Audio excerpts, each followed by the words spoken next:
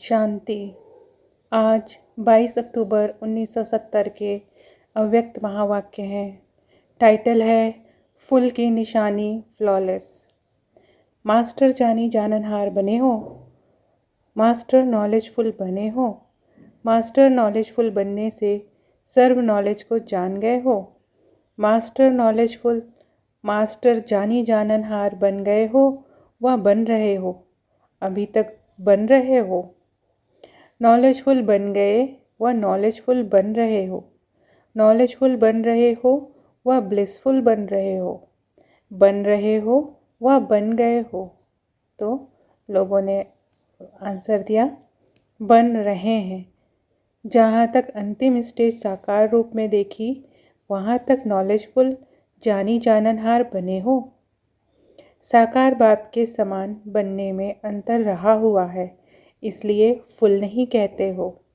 कहाँ तक फुल बनना है उसका एग्जाम्पल स्पष्ट है ना।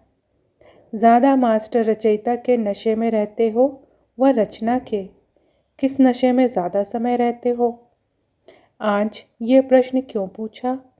आज सर्व रत्नों को देख और परख रहे थे कि कहाँ तक फ्लॉलेस बने हैं, अर्थात फुल हैं।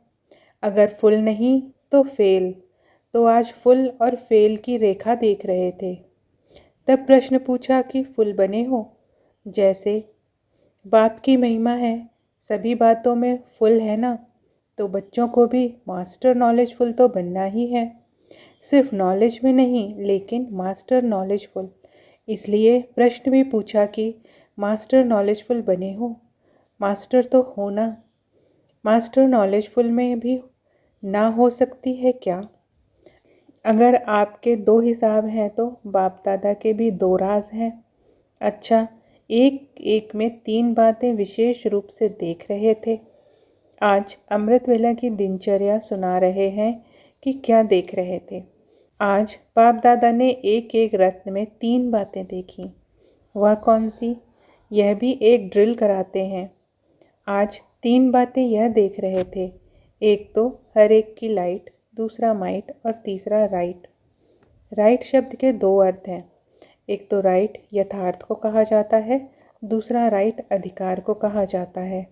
राइट अधिकारी भी कितने बने हैं और साथ साथ यथार्थ रूप में कहाँ तक हैं। तो लाइट, माइट और राइट, यह तीन बातें देख रहे थे। रिजल्ट क्या निकली वह भी बताते हैं। अभी सर्विस बहुत की है ना, तो वह रिजल्ट देख रहे थे। अभी तक सिर्फ आवाज़ फैलने तक रिजल्ट है। आवाज़ फैलाने में पास हो, लेकिन आत्माओं को बाप के समीप लाने का आह्वान अभी करना है। आवाज़ फैला है, लेकिन आत्माओं का आह्वान करना है। आह्वान करना और बाप के समीप लाना, यह पुरुषार्थ अभी रहा हुआ है, क्योंकि स्वयं भी आवाज़ से परे रहने के इच्छुक हैं, अभ्यासी नहीं हैं। इसलिए आवाज़ से आवाज़ फैल रहा है। लेकिन जितना स्वयं आवाज़ से परे होकर संपूर्णता का आह्वान अपने में करेंगे, उतना आत्माओं का आह्वान कर सकेंगे। अभी भल आह्वान करते भी हो, लेकिन रिजल्ट आवागमन में है। आवागमन में आते भी हैं, जाते भी हैं, लेकिन आह्वान के बाद आहुति बन जाएं, वह काम अभी करना है। नॉलेज की तरफ आकर्षित होते हैं, लेकिन नॉलेजफुल के ऊपर आकर्षित करना है। अभी तक मास्टर रचयिता कहाँ कहाँ रचना के आकर्षण में आकर्षित हो जाते हैं। इसलिए जो जितना और जैसा स्वयं है, उतना और वैसा ही सबूत दे रहे हैं। अभी तक शक्ति रूप शूरवीरता का स्वरूप नैनों और चैनों में नहीं है। शक्ति व शूरवीरता की सूरत ऐसी दिखाई दे जो कोई भी आसुरी लक्षण वाले हिम्मत ना रख सके। लेकिन अभी तक आसुरी लक्षण के साथ साथ आसुरी लक्षण वाले कहाँ कहाँ आकर्षित कर लेते हैं। जिसको रॉयल माया के रूप में आप कहते हो, वायुमंडल ऐसा था, वाइब्रेशन ऐसे थे, वह समस्या ऐसे थी, इसलिए हार हो गई। कारण देना गोया अपने को कारागार में दाखिल करना है। अब समय बीत चुका, अब कारण नहीं सुनेंगे। बहुत समय कारण सुने, लेकिन अब प्रत्यक्ष कार्य देखना है। ना कि कारण। अभी थोड़े समय के अंदर धर्मराज का रूप प्रत्यक्ष अनुभव करेंगे, क्योंकि अब अंतिम समय है।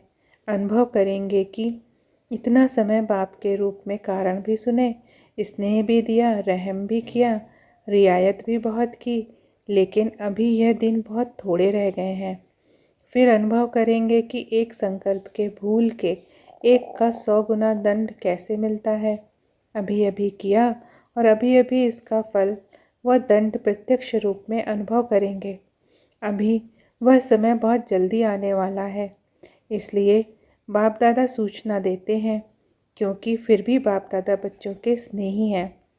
अब मास्टर रचयितापन का नशा धारण कर रचना के सर्व आकर्षण से अपने को दूर करते जाओ। बाप के आगे रचना हो, लेकिन अब समय ऐसा आने वाला है जो मास्टर रचयिता, मास्टर नॉलेजफुल बनकर उस आकर्षक पावरफुल स्थिति में स्थित न रहे तो रचना और भी भिन्न भिन्न रंग ढंग रूप और रचेगी। इसलिए फुल बनने के लिए स्टेज पर पूरी रीति स्थित हो जाओ, तो फिर कहाँ भी फेल नहीं होंगे। अभी बचपन की भूलें, अलबेलेपन की भूलें, आलस्य की भूलें, बेपरवाही की भूलें रही हुई हैं। इन 4 प्रकार की भूलों को ऐसे भूल जाओ जैसे सतयुगी दुनिया में भूल जाएंगे। तो ऐसा पावरफुल शक्ति स्वरूप, शस्त्रधारी स्वरूप, सदा जागती ज्योति स्वरूप अपना प्रत्यक्ष रूप दिखाओ। अभी आपके अपने अपने भक्त आप गुप्त वेशधारी देवताओं को फिर से पाने के लिए तड़प रहे हैं। आपके संपूर्ण मूर्त प्रत्यक्ष होंगे, तब तो आपके भक्त प्रत्यक्ष रूप में अपने इष्ट को पा सकेंगे। अभी तो कई प्रकार के हैं, भल आवाज़ सुनेंगे, लेकिन यह भी याद रखना, एक तरफ आसुरी आत्माओं की आवाज़ और भी आकर्षक और फुल फोर्स में होगी, दूसरी तरफ आपके भक्तों की आवाज़ भी कई प्रकार से और फुल फोर्स में होगी। अभी प्रत्यक्ष रूप में क्या लाना है और क्या नहीं लाना है, वह भी परखना बुद्धि का काम है। इसलिए अभी रियायत का समय गया, अभी रूहानियत का समय है। अगर रूहानियत नहीं होगी तो भिन्न भिन्न प्रकार की माया की रंगत में आ जाएंगे। इसलिए आज बाप दादा फिर भी सूचना दे रहे हैं। जैसे मिलिट्री मार्शल पहले एक सीटी बजाते हैं, फिर लास्ट सीटी होती है फाइनल, तो आज नाजुक समय की सूचना की फर्स्ट सीटी है। सीटी बजाते हैं कि तैयार हो जाएं। इसलिए अभी परीक्षाओं के पेपर देने के लिए तैयार हो जाओ। ऐसे नहीं समझो बाप दादा तो अव्यक्त हैं, हम व्यक्त में क्या भी करें, लेकिन नहीं, हर एक के एक एक सेकंड के संकल्प का चित्र अव्यक्त वतन में स्पष्ट होता रहता है। इसलिए बेपरवाह नहीं बनना है, ईश्वरी मर्यादाओं में बेपरवाह नहीं बनना है। आसुरी मर्यादाओं व माया से बेपरवाह बनना है, ना कि ईश्वरीय मर्यादाओं से बेपरवाह बनना है। बेपरवाही का कुछ कुछ प्रवाह वतन तक पहुंचता है। इसलिए आज बाप दादा फिर से याद दिला रहे हैं, संपूर्णता को समीप में लाना है, समस्याओं को दूर भगाना है और संपूर्णता को समीप लाना है। कहाँ संपूर्णता के बजाय समस्याओं को बहुत सामने रखते हैं। समस्याओं का सामना करें तो समस्या समाप्त हो जाए। सामना करना नहीं आता है तो एक समस्या से अनेक समस्याएं आ जाती हैं। पैदा हो और वहाँ ही ख़त्म कर दें तो वृद्धि ना हो। समस्या को फौरन समाप्त कर देंगे तो फिर वंश पैदा नहीं होगा। अंश रहता है तो वंश होता है, अंश को ही ख़त्म कर दिया तो वंश कहाँ से आएगा। तो समझा, समस्या के बर्थ को कंट्रोल करना है। अभी इशारे में कह रहे हैं, फिर सभी प्रत्यक्ष रूप में आपकी स्थिति बोलेगी।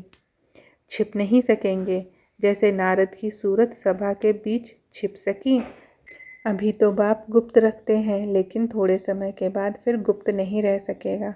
उनकी सूरत सीरत को प्रत्यक्ष करेगी। जैसे साइंस में आजकल इन्वेंशन करते जाते हैं, कोई भी गुप्त चीज़ स्वतः ही प्रत्यक्ष हो जाए, ऐसे ही साइलेंस की शक्ति का भी स्वतः ही प्रत्यक्ष रूप हो जाएगा।